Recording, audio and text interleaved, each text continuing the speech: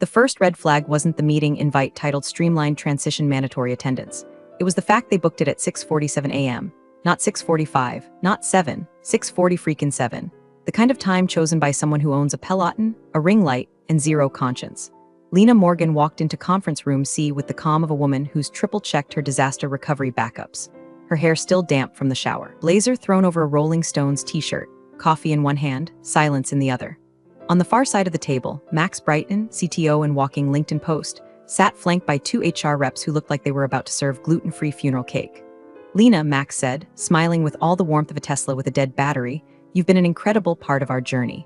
But as we modernize our infrastructure, some legacy roles, well, they evolve. Some legacy people, too, HR Karen added, reading straight from her laminated empathy script. This is a redundancy-based departure, not a performance matter. Max chuckled. Software replaced you. 4 words, that's all it took. Not thank you, not we'd like to retain your expertise. Just a smug declaration like a kid revealing he just automated his mom's cooking with ChatGPT and a microwave. Lena stared for a moment, said nothing, just tightened her grip around the paper coffee cup until the lid cracked slightly. Quick thing before we go any deeper, if you're one of the 97% listening to these stories without subscribing, just know, this is the kind of betrayal that fuels our caffeine addiction and content production. Hit that subscribe. It keeps this chaotic little team from coding emotional damage into our scripts. Back to Lena. HR handed her the exit packet like it was a Starbucks gift card and not the professional obituary of someone who'd literally written the code running half their damn company. She flipped to the first page, then the second. On page 4, she saw it, the termination date.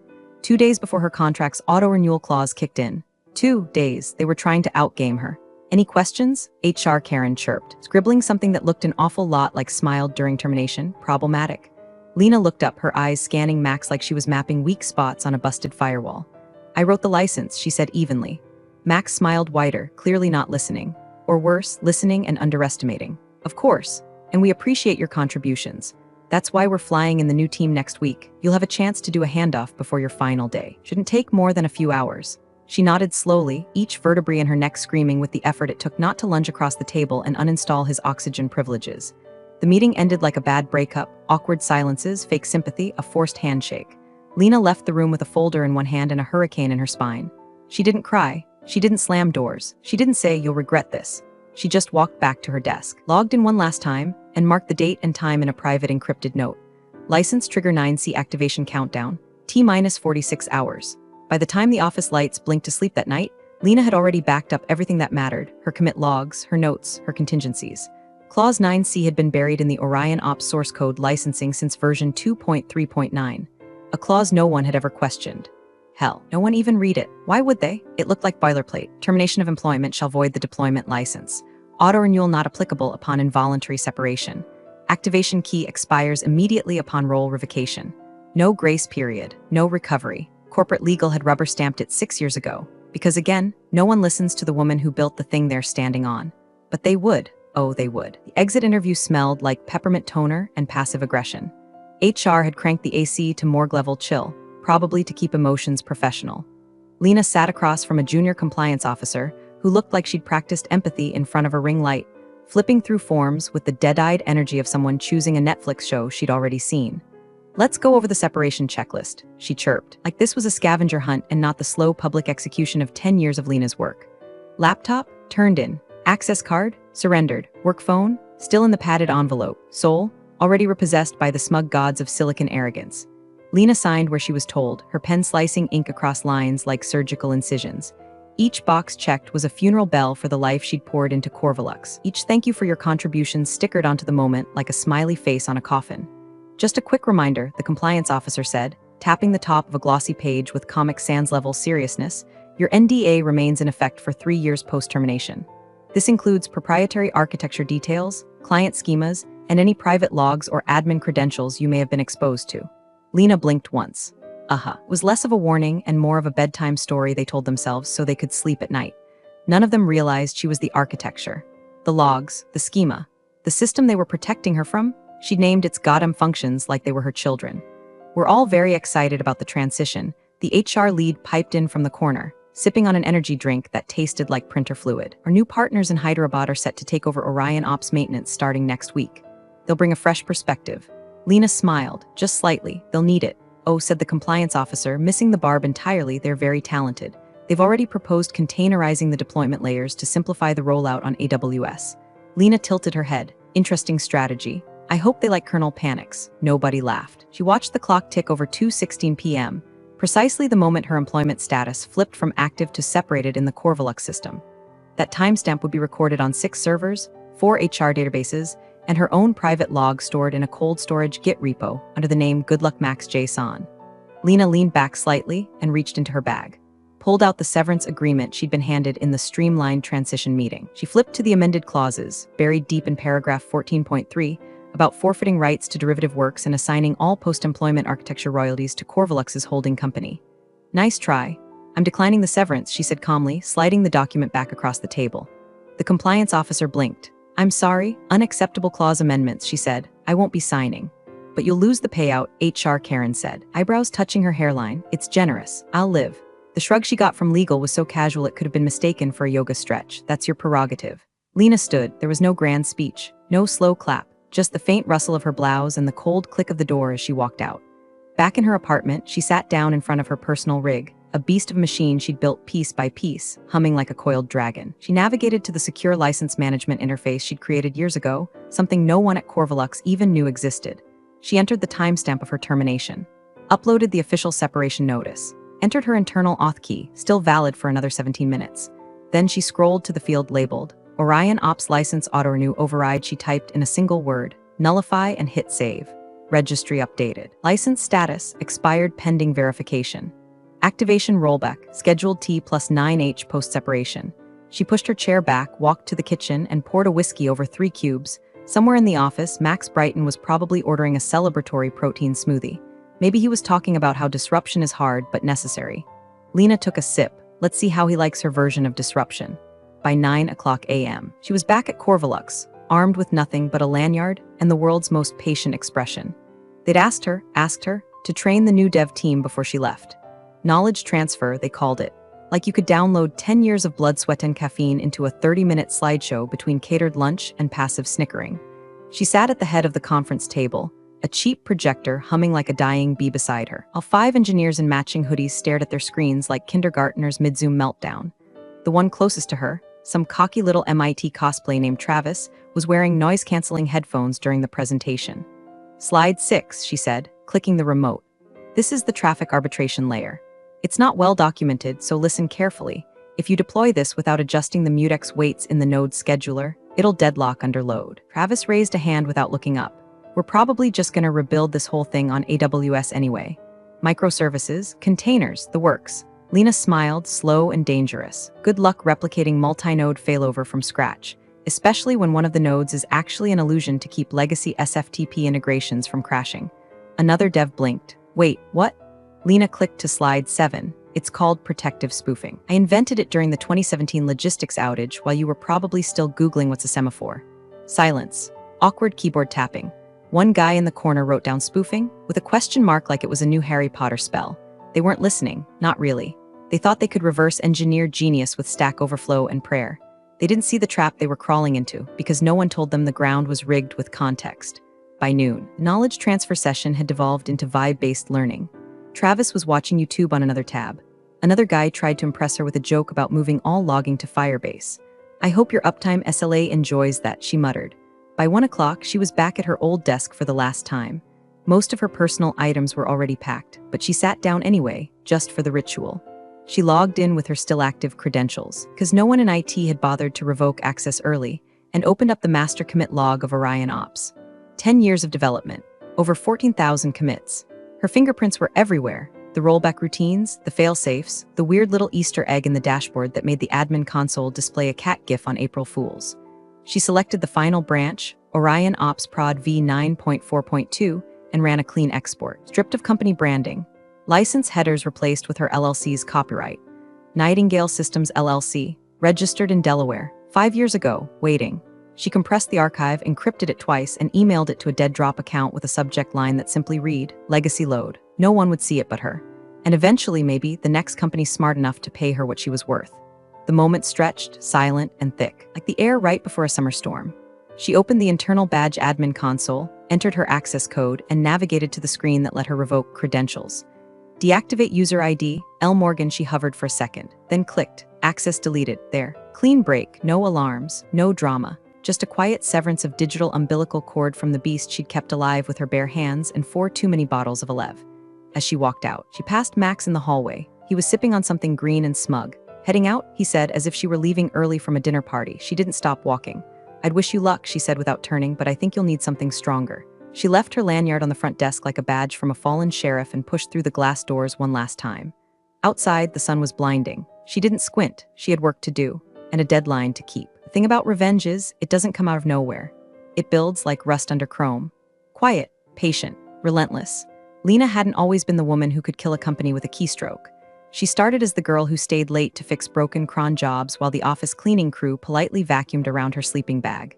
10 years ago, Orion Ops was a stack of post-it notes and half a Git repo duct taped together by desperation. Corvalux was a mid-tier logistics firm pretending to be a tech company. Their systems were paperclips and prayer. Lena made it run, not just functional, resilient, like cockroach in nuclear winter resilient.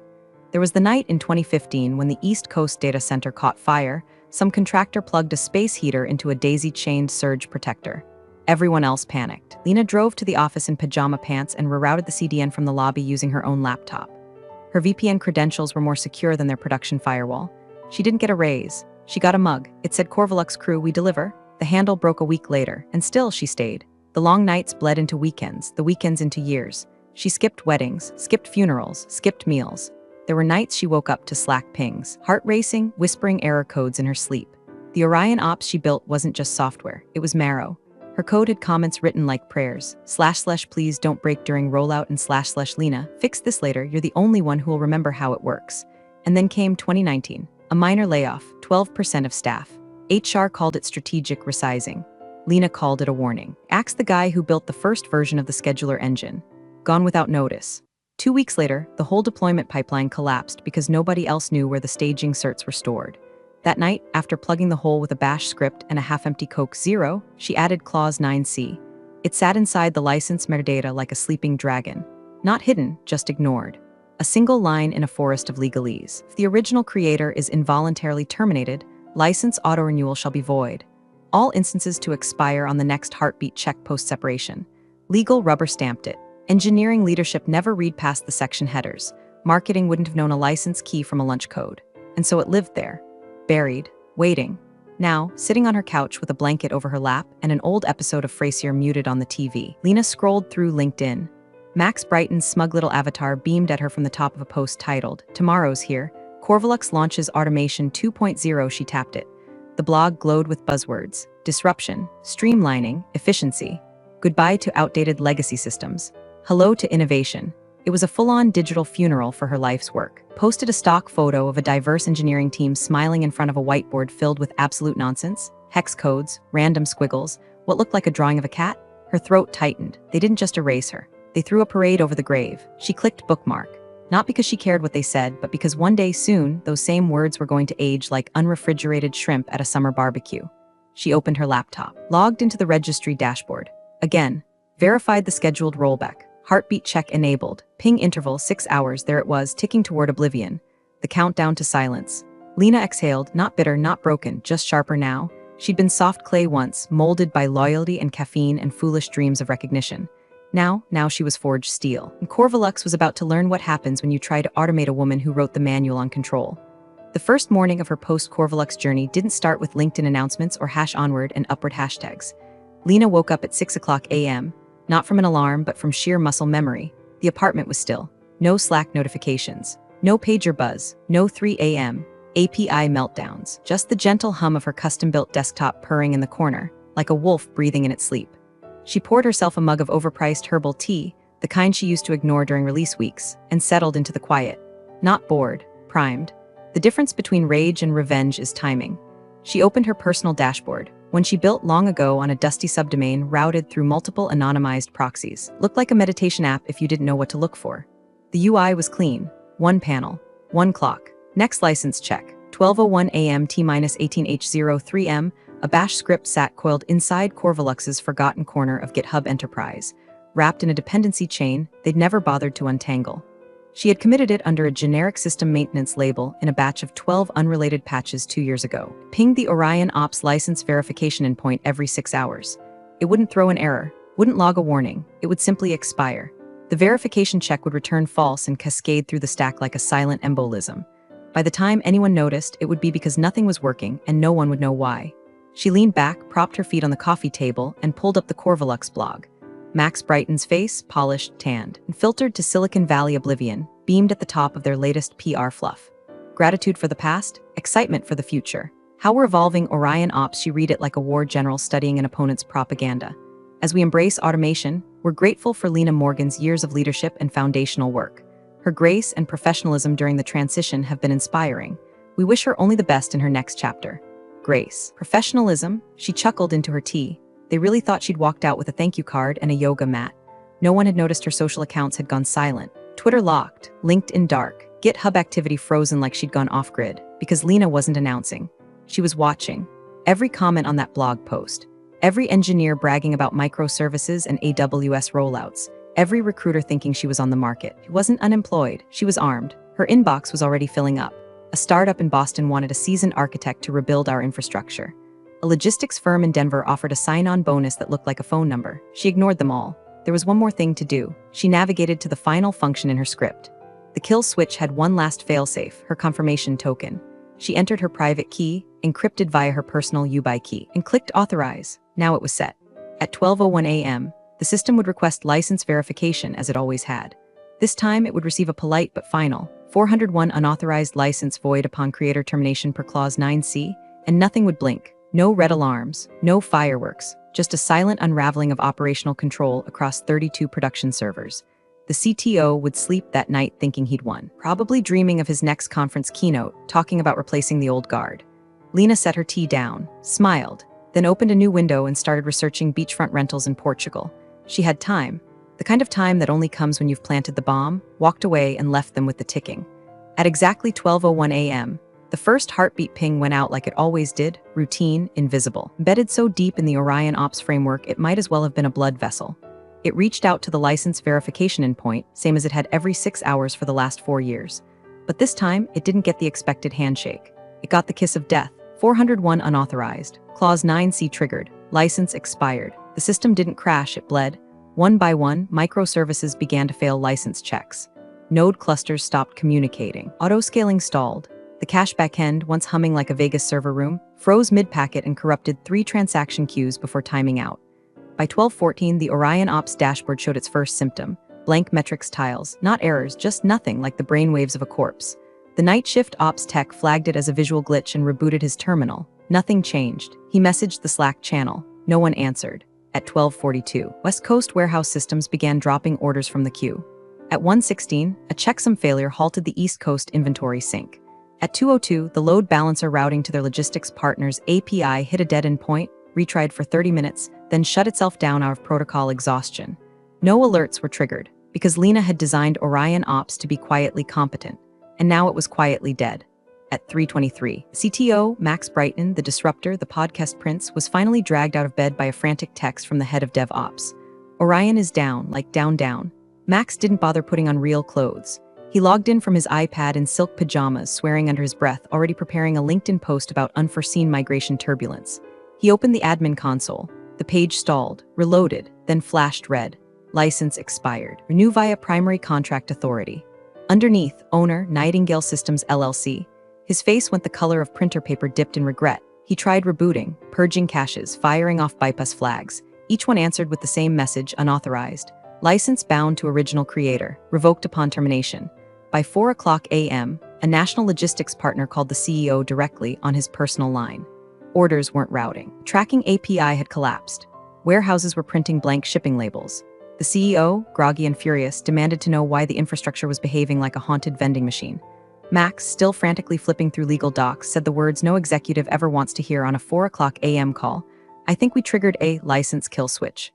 The CEO didn't respond, not right away. Then slowly, he whispered, she what? Meanwhile, back at Corvalux HQ, the junior devs Lena had knowledge transferred to were trying to locate basic service logs. Not one of them knew how to access the admin-level shell interface. One guy actually Googled Orion Ops reset password like this was a WordPress blog and not an enterprise-grade cloud stack. The system was failing in slow motion. Not with a bang, but with 1,000 paper cuts. Missed shipments, timed out requests, error messages in formats no one could parse because Lena had customized the logging framework years ago and never documented it. Somewhere, a manager asked if they could just restore a backup. Max Brighton, looking like a man who just learned his parachute was packed with sand, said flatly, "Backup still checked the license." By 6 a.m., 15 Slack channels had turned into all-caps firefights. Legal was trying to reach Lena. IT was trying to find a way to roll back to a version that didn't even exist anymore. Finance was calculating how many penalties they'd owe vendors per hour of downtime. And Lena was walking. Just past sunrise, she strolled along the edge of City Park. Hoodie up, earbuds in, thermos of tea in one hand, calm as a woman on a staycation.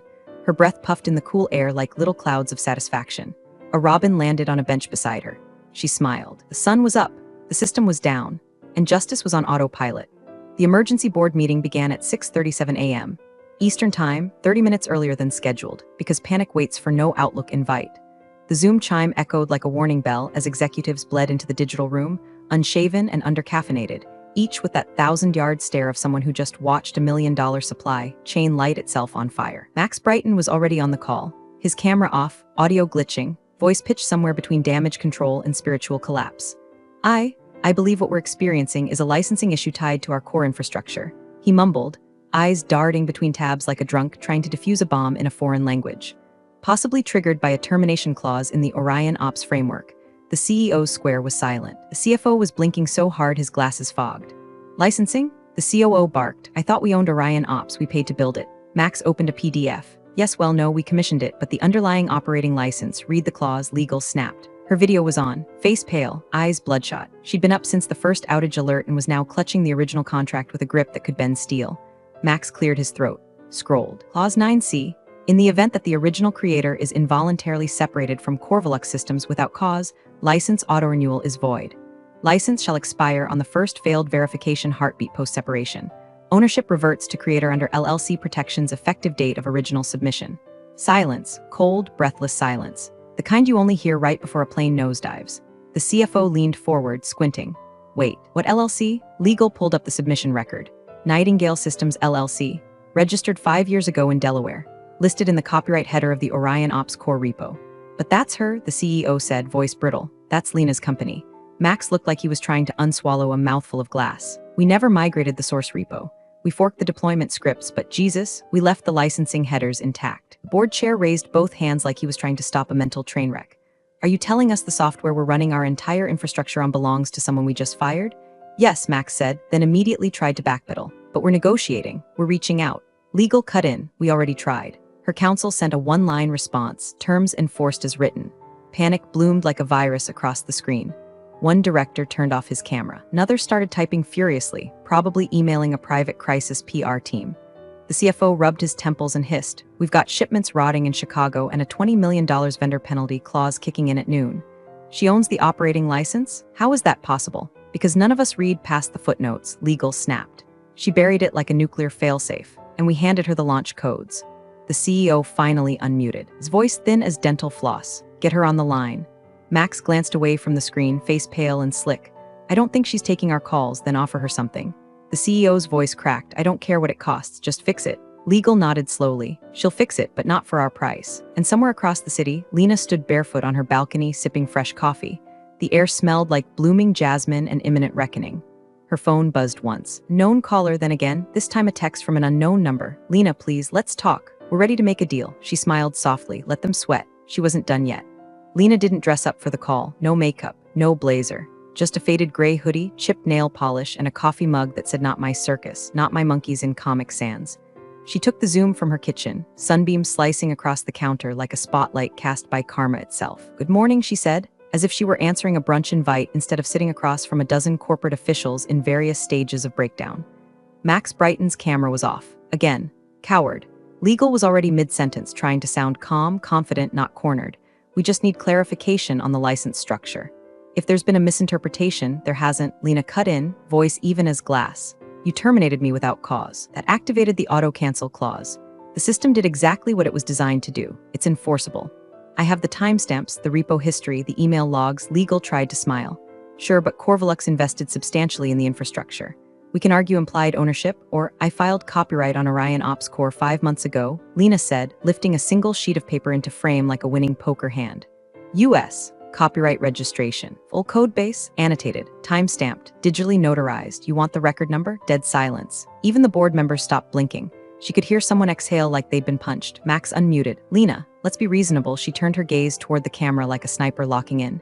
You told me software replaced me. Now the software's gone quiet and here you are asking the ghost for help. The CFO cleared his throat. What do you want? She didn't smile. She didn't blink. She named her price. You can license Orion Ops back. Double the original rate. Prepaid. Annual, not perpetual. With an SLA that includes me as consulting architect for the next 2 years. I retain creative control over future changes. Oh, and you issue a public retraction of your automation rollout statement. I want every blog post rewritten to reflect that Orion Ops was built and maintained by Nightingale Systems LLC. My name stays on it. One board member chuckled bitterly, a sound like gravel being crushed. God help us, he muttered. She played chess while we were eating paste. Another executive rubbed his face. You're extorting us. No, Lena said, tone dry as desert air. I'm offering you a clean way out. The alternative is continuing to let your supply chain drown while I drink tea on a balcony.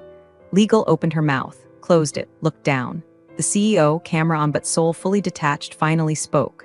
Send over the agreement. We'll have our lawyers review. You can read it, Lena said, standing slowly, but don't edit it. The terms aren't suggestions. They're the cost of underestimating the person who built the ground you're currently sinking through. She clicked leave meeting before they could reply. Not in triumph, not even in glee, just with the peace of someone who finally stopped waiting for recognition and wrote her own damn value into the contract. At exactly 11:59 p.m., Lena opened her laptop from the terrace of a beachfront cafe where the waves didn't care about uptime and the air smelled like salt, citrus, and closure. She clicked open the contract PDF, final version.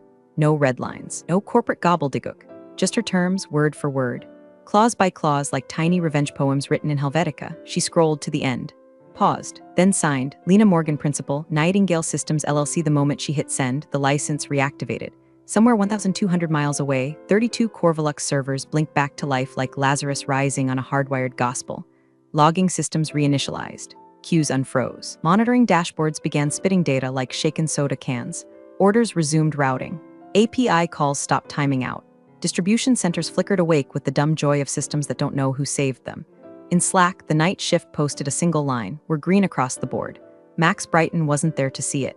He'd submitted his resignation that afternoon, quietly, without ceremony. No farewell party, no public thank you, just a forwarded Gmail thread and a disappearing act. HR was still wishing him the best in his future endeavors. Meanwhile, the new CTO onboarding packet sat unopened in its inbox, waiting for someone brave or stupid enough to inherit the system Lena now ruled from the outside. Because buried at the bottom of the contract, just beneath the fees, the SLA, the non-negotiable annual renewals, is one final clause. Consulting architect Nightingale Systems retains design authority and override access for Orion Ops systems for 24 months. Compensation, 3x previous full-time salary. She didn't just get rehired. She got promoted with sovereignty. Now, as the sun melted into the ocean and the cafe's overhead lights flickered on, Lena scrolled through her feed. Corvalux had posted a formal retraction, an apology, actually. It credited her by name, claimed the outage had been a misunderstanding of legacy licensing parameters, called her a visionary architect. She snorted into her drink. Visionary now, huh? Her phone buzzed. New email. Subject, infrastructure consultation from CTO at Actionstar TO saw what you did at Corvalux. Let's talk. Full architecture rebuild. Name your rate. Lena leaned back, salt air curling into her sleeves. She took another sip of wine, tapped out a single reply. Depends who writes the license. And hit send. Honestly, the most dangerous employee isn't the loud one. It's the one who listens, documents, and waits. This story hit me hard because it reminds us that real leverage isn't noise, it's knowledge. There's something beautiful about someone turning betrayal into power without ever raising their voice. Thanks for watching, you cubicle warriors. Hit that subscribe button. Unless you're my old boss, then you're on your own. Revenge of the coffee pot strikes again.